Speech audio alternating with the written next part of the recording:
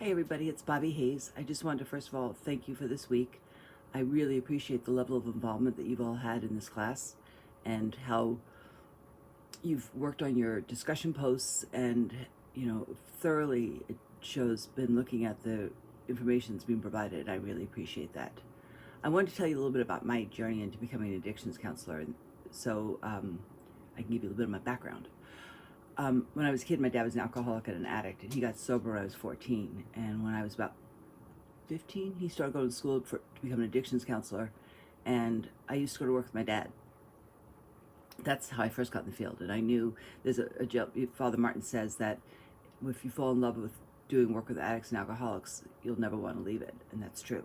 I am lucky enough to get up every day and absolutely love what I do, and look forward to working. I mean, sometimes I like to stay in bed, like most people, but basically, I really enjoy what I do, and I'm very blessed. So I went to school, did lots of volunteer work in addictions facilities, was on all kinds of committees, studied addictions at Boston City Hospital, really did a lot of hard work in learning about addictions. The only thing I didn't realize is that because I wasn't an addict or an alcoholic, I wasn't going to get hired. Because back in those days, they didn't hire people who weren't in recovery. Not really fair, of course, but at that time they believed that you couldn't treat somebody who's an addict or an alcoholic if you weren't one, because you wouldn't thoroughly understand them. So I worked at the Blind for a year, and I did retailing for a couple of years, and then finally I decided what I really wanted to do was be in the field of addictions. So I lived in Salt Lake at the time, and I drove this one owner of a facility crazy until he hired me. I think he hired me just to get me off the phone, and I've been doing it ever since.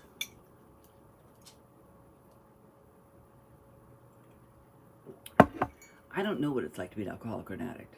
I have treated thousands and thousands of people, and those people are my teachers. And each of them doesn't know what it's like to be the other person, because nobody experiences our own experiences the way we do. It's all unique to us.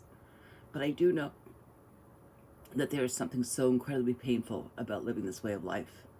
That I've seen parents I work with parents actually at a facility where they're in jeopardy of losing their children because of their substance use. And they don't want to lose their children. They love their kids. They love their children as much as any other parent loves their child. But they're so caught up in their addiction, they don't know how to stop. And yes, it's easy to say, well, anybody could stop if they wanted to, but that's not necessarily true. In Alcoholics Anonymous, they say that in order to be able to change, you have to change people, places, and things. And that's a lot. That's a lot to do. But I also have to change my physical relationship with the drugs. And all of that takes time, and oftentimes people are not very successful at it. The video that Father Martin did, and I have a lot of other Father Martin videos, was, you all are struck by the same thing I am when he talks about getting back into the boxing circle, because if you don't want to get hit, then why would you want to get into the boxing circle? And the truth gets to be is that people who are addicts and alcoholics and other people who experience problems do that on a daily basis. I don't want to get up in a day and be unsuccessful at work, but I get up and I don't know how to try my best. Or I don't know how to get up in a day and feel like I'm unhealthy with my relationship with food, but I don't know how to change that relationship. Like this, I may know how. Logically, in my head, I know how. But that doesn't mean that my heart and my soul know what to do.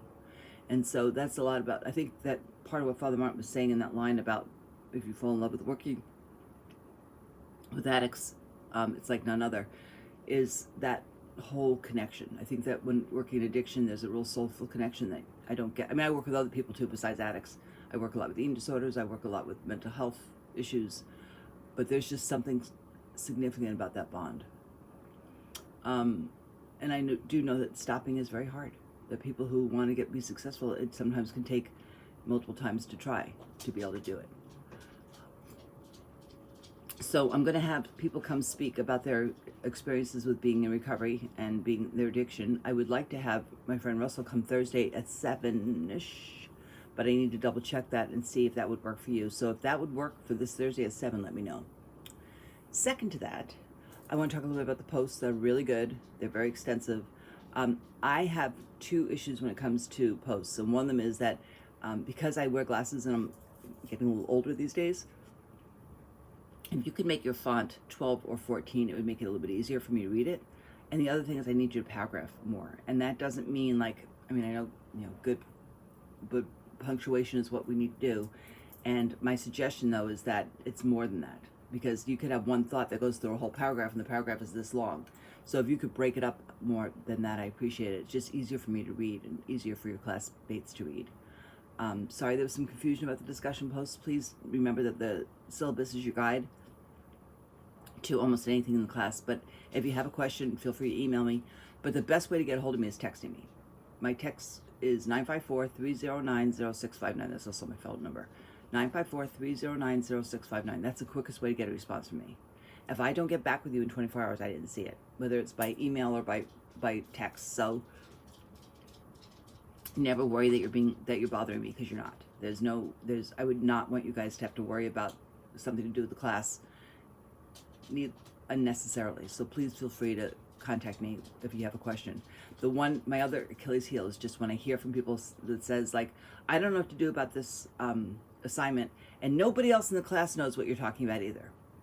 So if you're all getting together and talking about what it is that you need to understand better, it seems like it would make sense to contact me and ask me, because I may be the clarifying point. And I know that sometimes I'm not always, exactly perfect when it comes to explaining something. So please don't spend time, kind of talking about it with each other and not being able to understand, but make contact with me. I am really looking forward to working with you. I'm very excited about this class, and I'm hoping to continue doing these videos once a week. Thanks for all your time and effort.